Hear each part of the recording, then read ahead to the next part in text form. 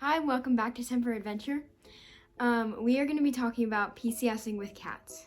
Especially an overseas move, there's lots of complications and lots of paperwork, and the process is a bit cumbersome, and there's a lot of information out there that's right, wrong, or just that you're not able to find it. So we just wanted to kind of discuss some of the different parts of PCSing with a pet so that you can get started on the process quickly.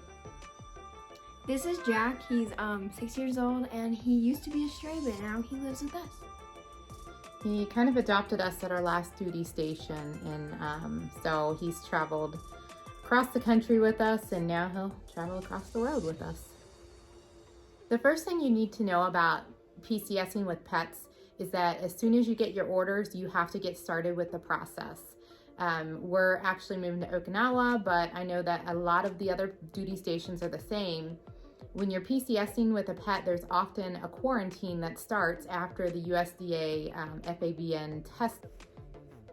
The USDA FAVN test is the start of the quarantine, but you cannot get the test done until you've had 2 rabies shots in a period of time where neither is expired. So if you have a 1-year rabies shot on January 1st, you have to get the second shot before January 1st of the next year, or else you'll have to get another shot within a period of time that the vet deems as safe.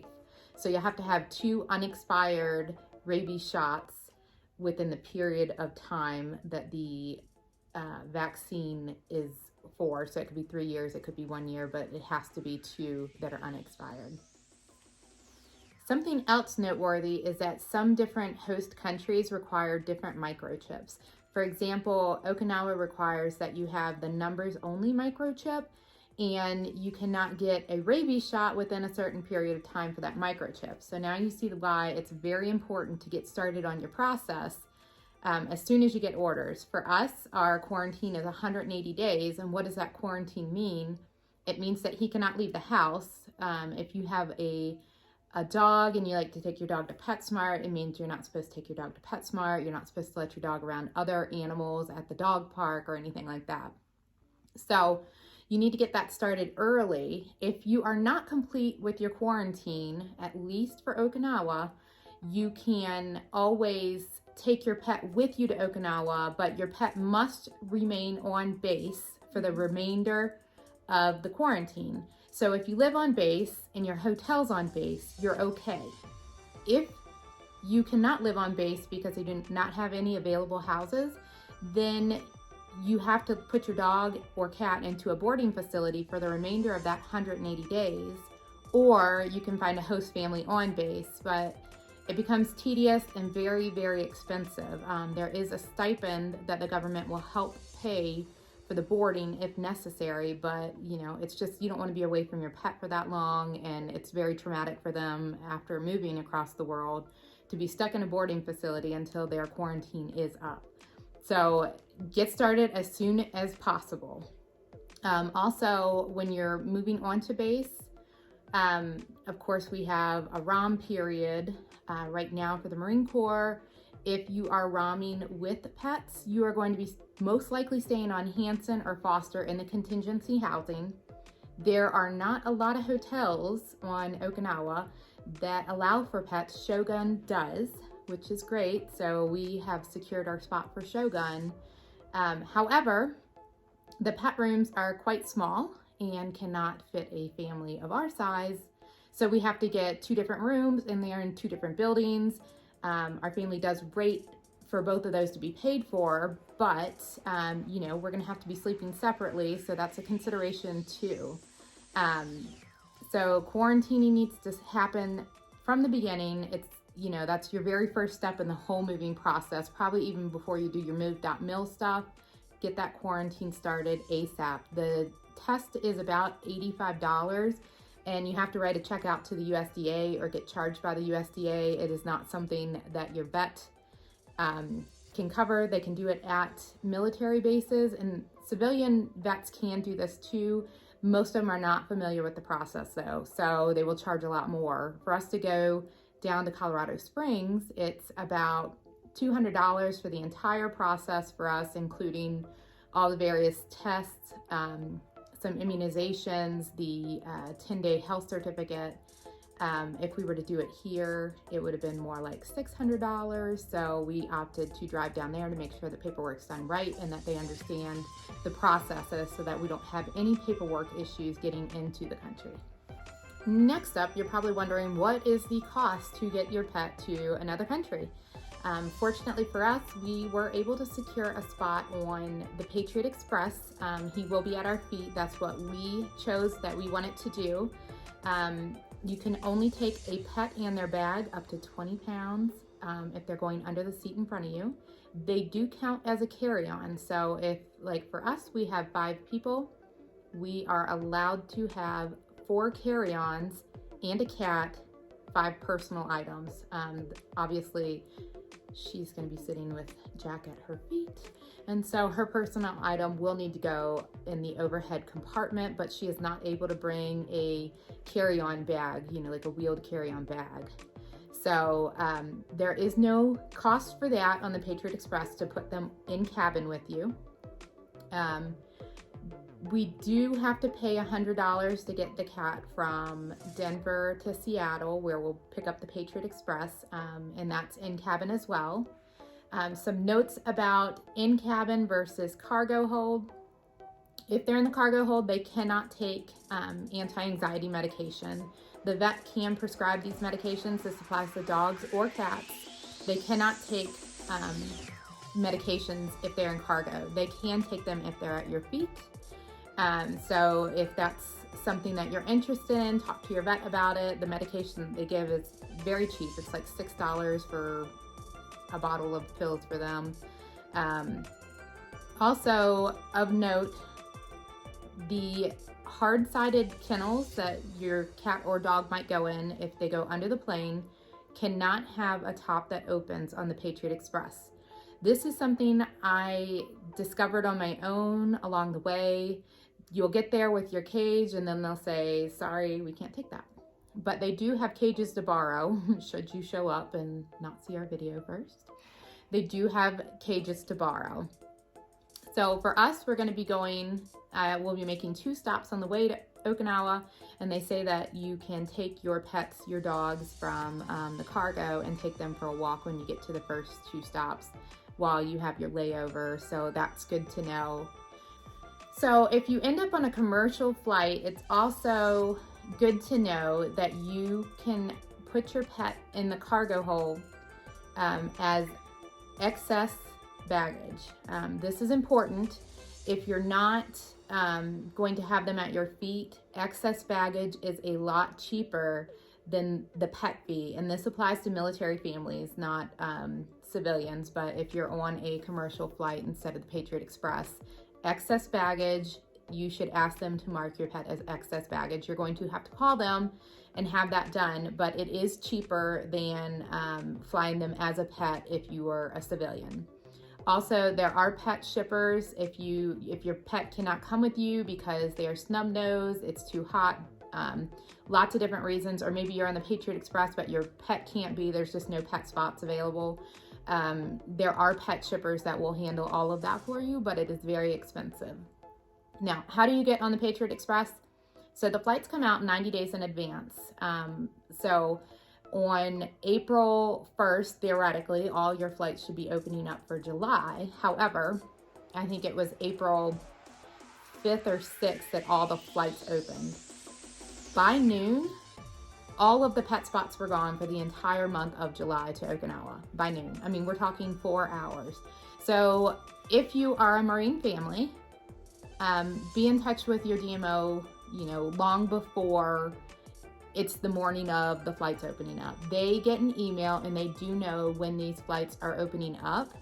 So if you have to, you're gonna have to keep calling them because they don't have an interest in your pets the same way you do.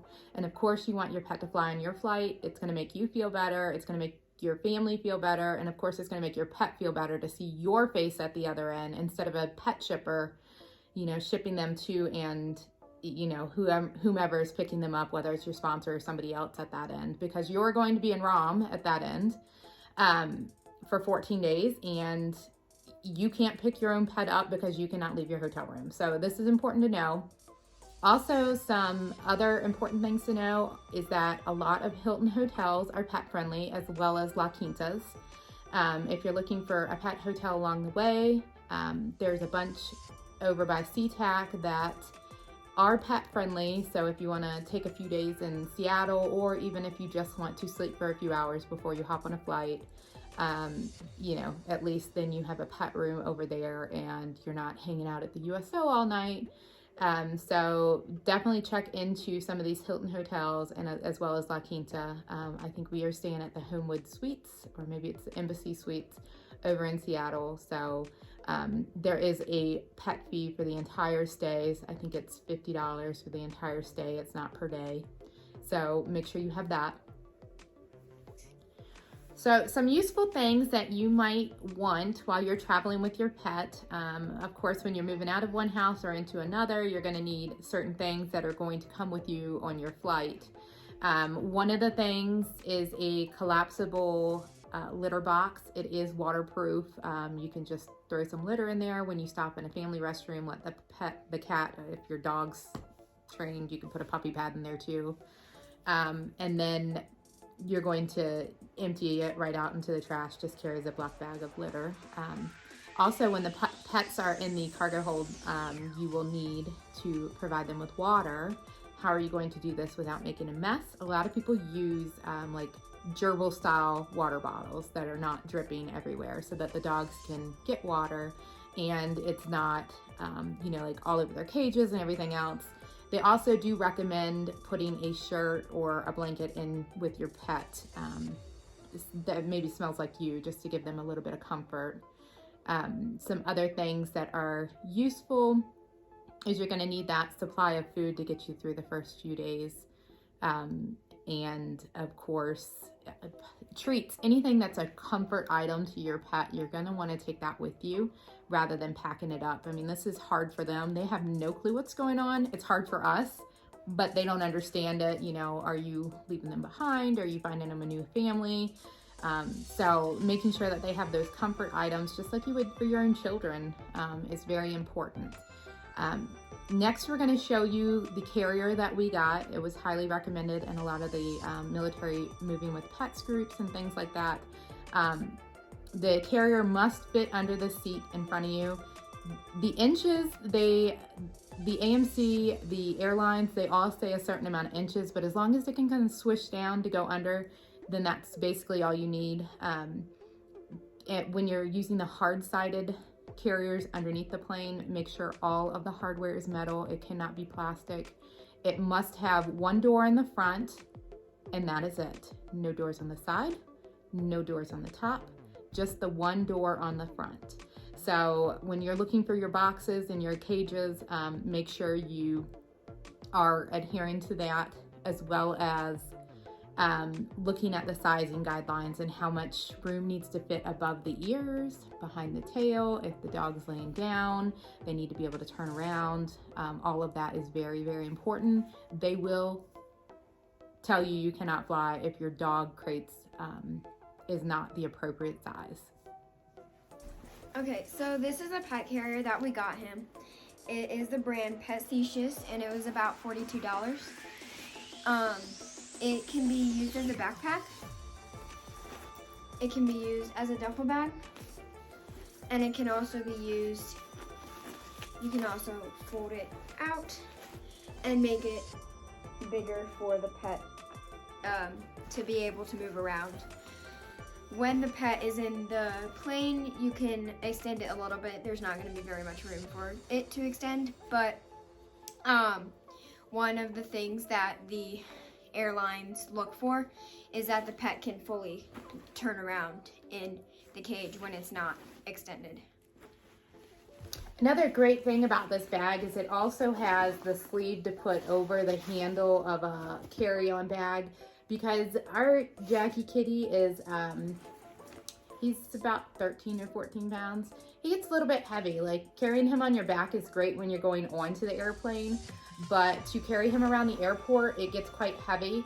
Actually, one of the questions I asked to the AMC terminal directly to Seattle is that I asked them if we can use a pet stroller. I swore we were never gonna be those people with a pet stroller. Like, who does that? But the kids wanted the pet stroller, and so they strolled Jack around the neighborhood since he is an indoor cat. And he likes the stroller, and so they said we could actually use it and gate check it just like you would a baby stroller. So that was a great perk to us too, that we can stroll him around the airport, take him into the bathroom, let him try to use the litter box before we get on the plane, and then place him in this bag right before we get on the plane. So that he has a bit more room and he's more comfortable, and he can look around and lay down and stand up, you know. So it's just, that's an option too if you are carrying your pet on board, is to consider getting that pet stroller if you already have one and taking it right up to the gate. It's also better for your back. Yes. Yeah. Especially with a heavy kitty. We actually have had this bag out for the last several days, just trying to get Jack used to it. We don't leave for a few months still. He quite likes it. If we leave it open, he will go in and he will take naps in it.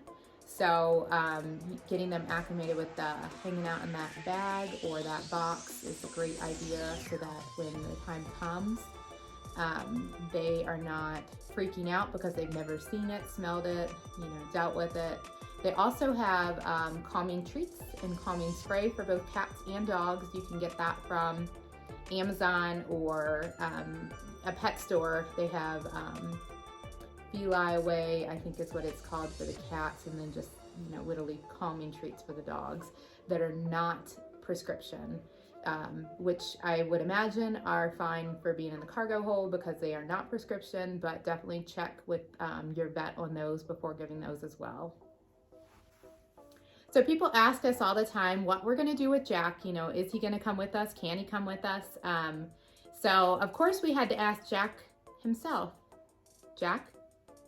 What do you think? What do you think, Jack? Here's what he had to say. So Jack, we have to have a serious conversation. Okay, ready? So. Don't worry, Jack will definitely come around when he discovers that there's an unlimited amount of geckos that he can catch, and that there's spiders that are big enough to be your pets. Like, you might have to put a pet deposit down if they find these in your home because they're so big. So he will be happy once we get there. He's a little irritated right now because he loves our bunnies here in Colorado. Okay, if you are interested in any of the products that we mentioned in this video, they will be down in the description below for you to check them out. Make sure to like and subscribe and show some love. So long from Semper Adventure.